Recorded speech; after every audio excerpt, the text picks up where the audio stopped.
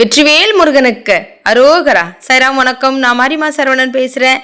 நாம் இன்றைய வீடியோ பதிவில் பழனிமலையில் நடந்த வேல்மாறல் பூஜை எந்த அளவுக்கு சீரும் சிறப்போடு நடந்தது, ஐயனோட அருள் நமக்கு எப்படி பரிபூர்ணமாக கிடைச்சது அப்படின்றத இந்த பதிவில் நம்ம பார்க்க போகிறோம்.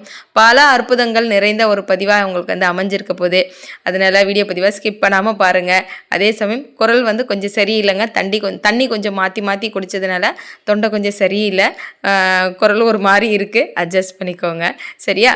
சரி, நம்ம வேல்மாறல் பூஜை பழனியில் செய்யணும் அப்படின்னு நாம் நினச்சோம் அப்படின்னா அது நடந்திருக்காது.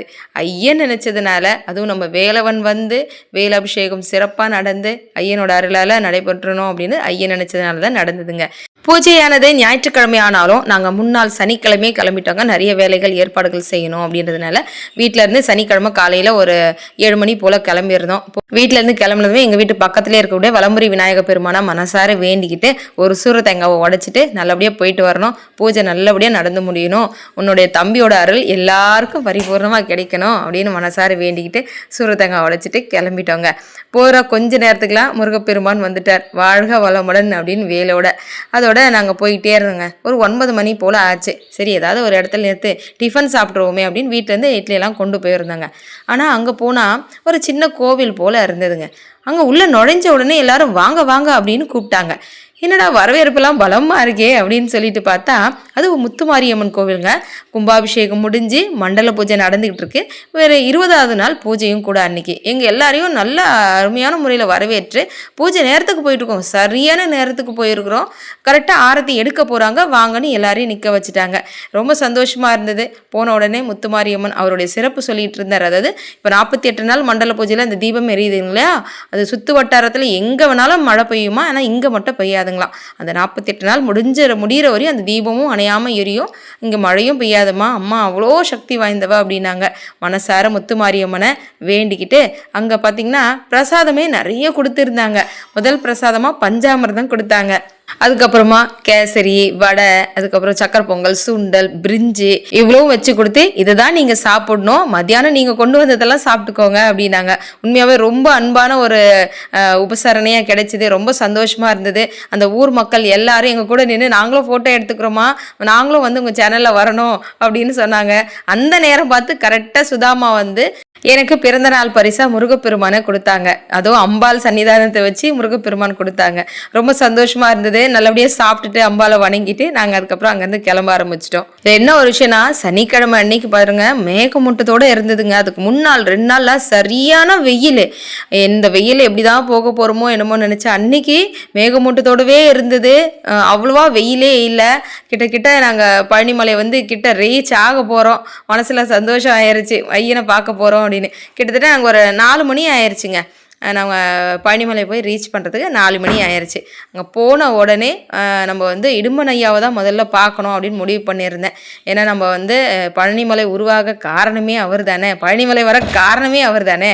அதனால் இடும்பன் ஐயாவை தான் பார்க்கணுன்னு முடிவு பண்ணியாச்சு. பழனிமலை கரெக்டாக நம்ம ரீச் ஆன உடனே நாங்கள் ரூமுக்கு போயிட்டோம். மயில் மடத்துக்கு போய் கொண்டு லக்கேஜ் எல்லாமே வச்சுட்டு உடனடியாக இடுமன் ஐயாவை போய் பார்த்துட்டு நம்ம ஒரு தேங்காய் உடைச்சிட்டு வந்துடணும். இதுதான் என்னோட முதல் வேலையாக இருந்தது. அதுக்கப்புறம் தான் மீதி நம்ம குழந்தை வேலைப்புற பார்க்குறது, திருவாவனக்குடி பார்க்குறது, கிரிவலம் வர்றது, இது எல்லாமே அப்படின்னு மனசுக்குள்ளே நான் ஒரு திட்டம் போட்டேங்க. ஆனால் அதுதான் அங்கே எல்லாமே பொய்யா போச்சு. சாமி ஒரு திட்டம் போட்டிருந்தார், அதன்படி தான் அங்கே நடந்தது அப்படின்னு சொல்லலாம். இதாங்க மயில் மடம். வாங்க உள்ளே போகலாம். நாங்கள் முதல்ல பார்க்கும்போது இந்த இடத்துல தான் நம்ம பூஜை செய்வோம் அப்படின்னு அப்போ எங்களுக்கு தெரியலன்னு வச்சுக்கோங்களேன். ஆனால் அதுக்கப்புறம் இந்த இடம் தான் முடிவானுச்சு. அந்த இடமும் கிட்டத்தட்ட ஒரு 400 பேருக்கு மேலேயே நல்ல அழகாக உட்கார்ந்து நம்ம பூஜைகள் செய்யறதுக்கு உண்டான ஒரு நல்ல தாராளமான ஒரு இடமும் இருந்தது. பார்த்ததுமே ரொம்ப சந்தோஷமாக இருந்தது.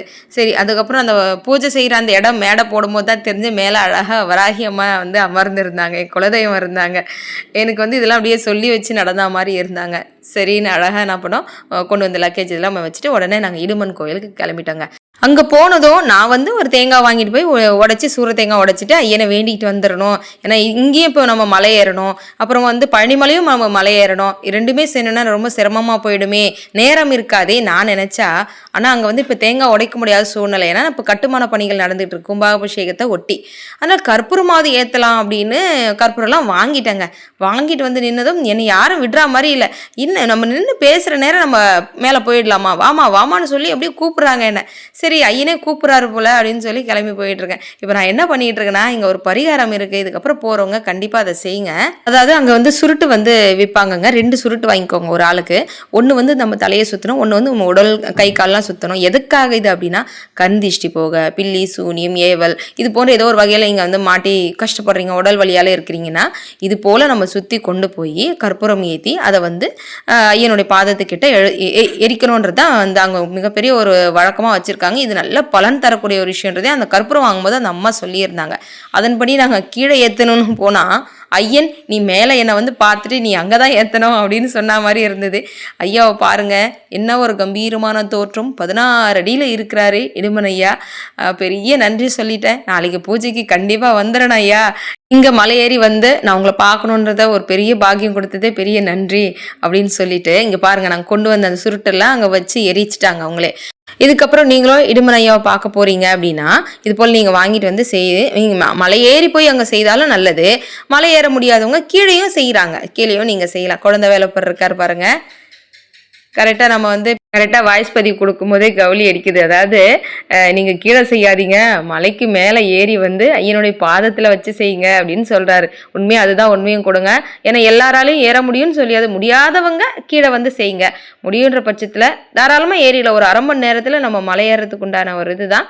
ஐயாவை நினச்சிக்கிட்டு இடும்பா போற்றி, கந்தா போற்றி, கடம்பா போற்றின்னு அழகாக சொல்லிகிட்டே ஏறிடலாம். ஆனால் ஏறினதுக்கு அப்போ தான் தெரிஞ்சுது ஐயாவோட அந்த கம்பீரமான தோற்றம் பல ஒரு சக்தியை நமக்கு கொடுக்குது. அங்கேருந்து நம்ம இந்த மலை, அதாவது நம்ம சக்தி மலையிலேருந்து நம்ம சிவகிரி மலையை பார்க்க போகிறோம். அதாவது இடும்பன் மலையிலேருந்து நம்ம பழனி மலையை பார்க்குறோம். அது பார்க்குறதே ரொம்ப அருமையாக இருந்தது. இங்கே பாருங்கள், அதுதான் பழனி மலை. இப்போ நம்ம திரும்பவும் அங்கே மலை ஏறி போய் ஐயனை பார்க்கணும். அந்த வியூ பார்க்கறதுக்கெலாம் ரொம்ப நல்லா இருந்தது. மாலை நேரமாக வேறு நாங்கள் போயிருந்தோமா, ஒரு சாயந்தர நேரம்ன்றதுனால படிக்கட்டு அவ்வளோவா வந்து சுடலை, ஓரளவுக்கு ஏறக்கூடிய ஒரு இதில் தான் இருந்துச்சு.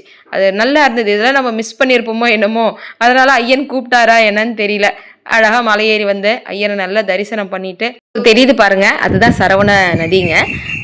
இது எல்லாமே வந்து பார்த்துட்டு நாங்கள் கீழே இறங்கி வர்றதுக்குள்ளே நம்ம பொன்னி சகோதரி இன்னும் நிறைய நம்ம சொந்தங்கள் எல்லாரும் வந்து நின்றாங்க.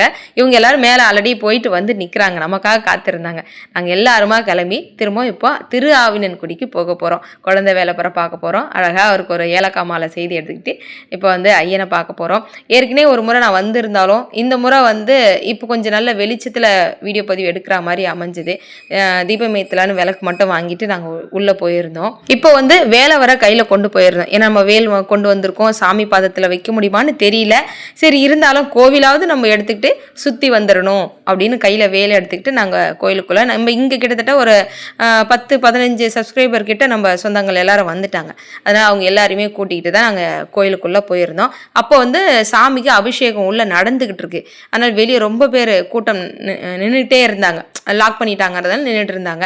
சரின்னு அதுக்குள்ளே நம்ம வந்து இங்கே பெரிய மயில் இருக்கும்ல, அந்த மயில், அதுக்கப்புறம் பிள்ளையார் ரொம்ப விசித்திரமாக இருந்தார், ரொம்ப அழகாகவும் இருந்தாருங்க. வாங்க நம்ம அப்படியே அவரை ஒரு வளம் வந்துட்டு வந்துடுவோம். பிள்ளையாரை பார்த்ததுமே பிள்ளையாரோட அனுகிரகம் தாங்க. பிள்ளையாரும் குருமாரும் நிறைஞ்சு இருந்தாங்க. எந்த ஒரு வேலை நம்ம செய்தாலும் பிள்ளையாரை கூப்பிட்டுட்டோன்னா எல்லாத்துக்குமே வழி நமக்கு கொடுத்துட்றாரு அப்படின்றதுல 1% கூட உங்களுக்கு சந்தேகமே வரக்கூடாது.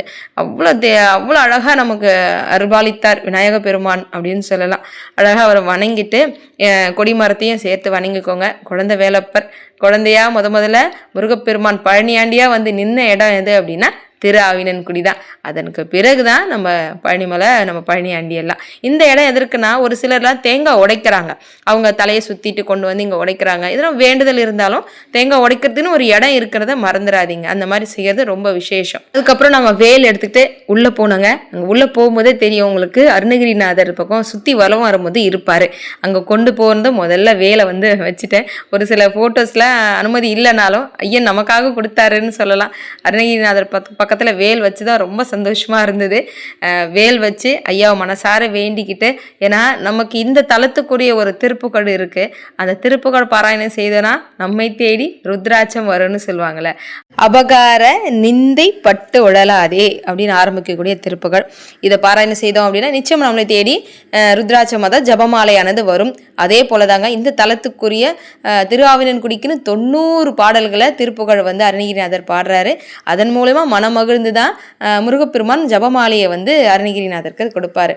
அதே போல் நம்ம பூஜையிலையும் அந்த திருப்புகழ் பாடிய எல்லாருக்குமே ருத்ராட்சமானதை நம்ம வழங்கணும் அப்படின்னு நினச்சதன்படியே வந்து நடந்ததுன்னு சொல்லலாம். அப்புறம் நாங்கள் வேல் எடுத்துக்கிட்டு அழகாக கோயில் சுற்றி வரேன், கொஞ்சம் கவனிங்க.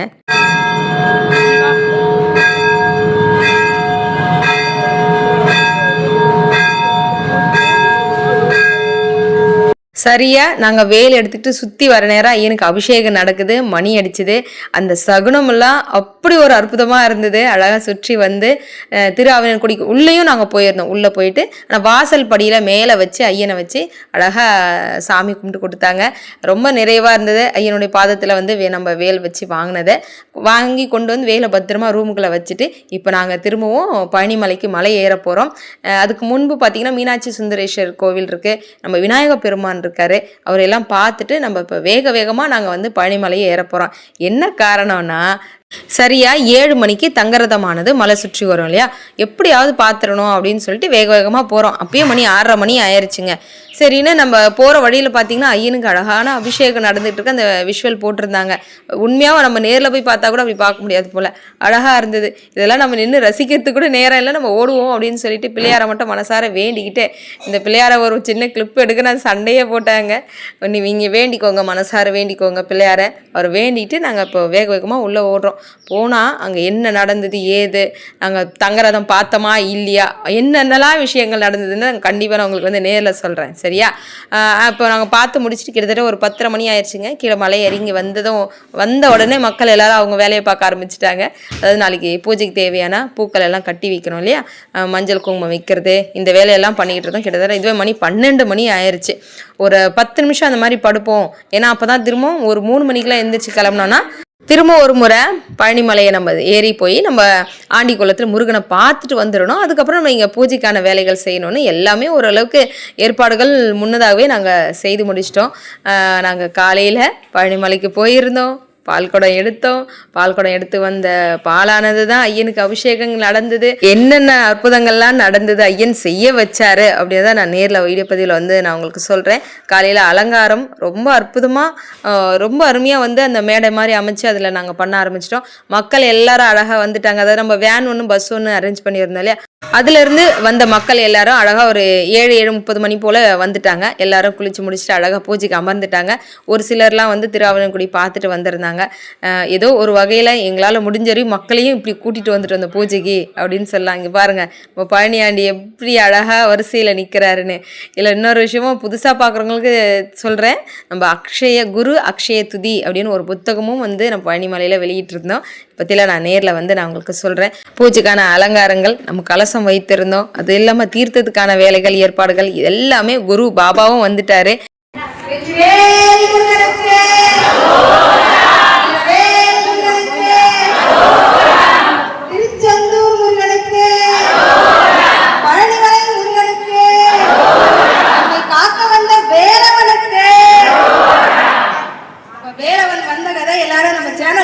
எல்லாருக்கும் தெரிஞ்சிருக்கோம். ஆருக்கும் முருகனுக்கும் எவ்வளவு பந்தம் சொந்தம்ன்றது, எவ்வளவு விஷயம் நடந்திருக்கு அப்படின்னா வார்த்தைகளால சொல்ல முடியாத அளவுக்கு. வேறவன் வந்து இன்னையோட நமக்கு 6வது நாள் நடக்குது. இன்னொரு 6 தெரியுமா, நடக்கிற பூஜை 6 பேர் நம்ம பார்க்கணும் வந்துருக்கோம். நாங்கள் எதிர்பார்க்காத ஒரு விஷயம் திடீர்னு நடந்து நாங்கள் 6 பேரும் நடந்து படியேறி போய் ஐயருக்கு பாடம் சொல்லி கொடுத்ததுல திரும்பி ரிட்டர்ன் வந்து பால் கொடுப்பாங்கல்ல, அந்த பாலா ஒன்று வந்து இப்போ நம்ம ஐயருக்கு பண்ண போகிறோம். எவ்வளோ ஒரு பாகம், அந்த 6 பேர் முருகனுக்கும் உள்ள வந்து பந்தம் ஒன்று சொல்லி அடங்காது அப்படின்னு சொல்லலாம். இப்போ நம்ம பூஜை ஆரம்பிக்க போகிறோம். நல்ல முறையில் ஐயருக்கு அபிஷேகம் செய்து திருப்புகழ் பாராயணம் செய்து அதுக்கு பிறகுதான் நம்ம வேல்மாறலுக்கு போகிறோம். இந்த பழனி தலத்துக்குரிய சிறப்புகளை தெரிஞ்சுக்க போகிறோம், திருஆவினன்குடிய சிறப்புகளை தெரிஞ்சுக்க போகிறோம், இந்த மண்ணுடைய சிறப்பை தெரிஞ்சுட்டு ஐயனோட அதில் முழுமையாக குருவர்களோட திருவருளை நம்ம வாங்க வந்திருக்கோம். நம்ம வேலை வந்திருக்க எல்லா மக்களும் வந்துட்டாங்க, எல்லாரும் கோயிலுக்கு போயிருக்காங்க. மனசார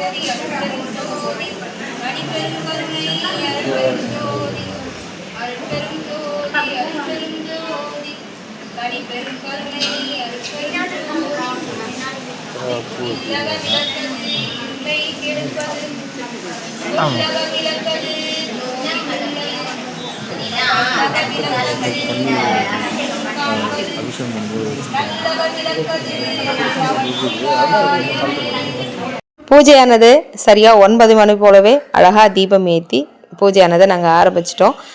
பூஜை தீபம் ஏற்றி முடிச்ச கையோட கலச அர்ச்சனை, சாமி எல்லாரையும் வரவேற்பு எல்லாமே முடிச்சுட்டு வேலவனுக்கு அபிஷேகங்கள் செய்து அதுக்கப்புறம் தான் பாராயணத்துக்குள்ளவே போயிருந்தோம். எல்லாம் உங்களுக்கு அடுத்தடுத்த வீடியோ பதிவுகளை நான் உங்களுக்கு சொல்கிறேன். மீண்டும் அடுத்த பதிவில் நான் உங்களை சந்திக்கிறேன். வெற்றிவேல் முருகனுக்கு அரோகரா. சத்தியமாவது சரவணபவே. ஓம் சாய்ராம்.